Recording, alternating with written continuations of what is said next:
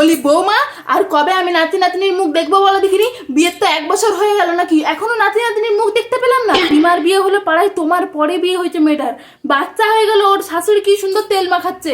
আমারও তো দেখে মনটাই কষ্ট হয় নাকি যে আমারও একটা ঘরে বউ আছে, আমারও তো একটা নাতি নাতনির শখ হয়। এই বয়সী মানুষ কি করে? নাতি নাতনির সাথে খেলে, তেল মাখায়, ঘুরায়, ঘুম পাড়ায়। আমার কি কোনো সকাল্লাদ নেই? তোমাদের সব সকাল্লাদ পূরণ হলেই হবে। আমি আর কি এমন চেয়েছি? একটা নাতি নাতনি দিয়ে দিলে তো আমি খুশি। লোকের শাশুড়ি কি করে?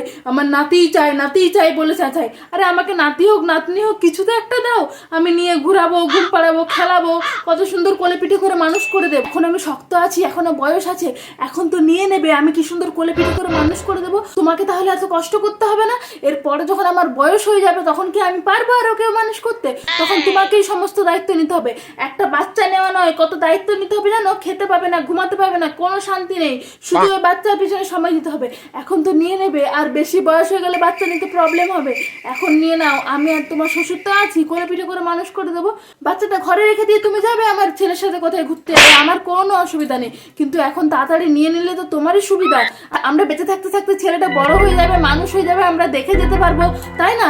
নিয়ে নাও, নিয়ে নাও, ভালো কথা বলছি, নিয়ে নাও, আর কোনো প্রবলেম হবে না, নিয়ে নাও। কিছু হলে আমরা তো আছি নাকি, এখন আমরা থাকতে থাকতে নিয়ে নাও। রাস্তায় একটা বাচ্চা ছেলে মেয়ে দেখতে পেলে তোমার শ্বশুরটা কেমন করে কোলে নেওয়ার জন্য, তোমার কি দেখে কষ্টও হয় না, মায়াও হয় না বুড়ো শ্বশুরটার উপরে? বেচারা সারাদিন কোণে বসে খবরের কাগজ পড়ে, একটা নাতি নাতনি থাকলে তো তার সঙ্গে খেলবে সারাদিন নাকি? ভালো কথা বলছি, নিয়ে নাও। এই বছরের মধ্যেই কিন্তু আমার একটা নাতি নাতনি চাই, আমি কিন্তু আর কিছু শুনবো না, ঠিক আছে? নিয়ে নাও।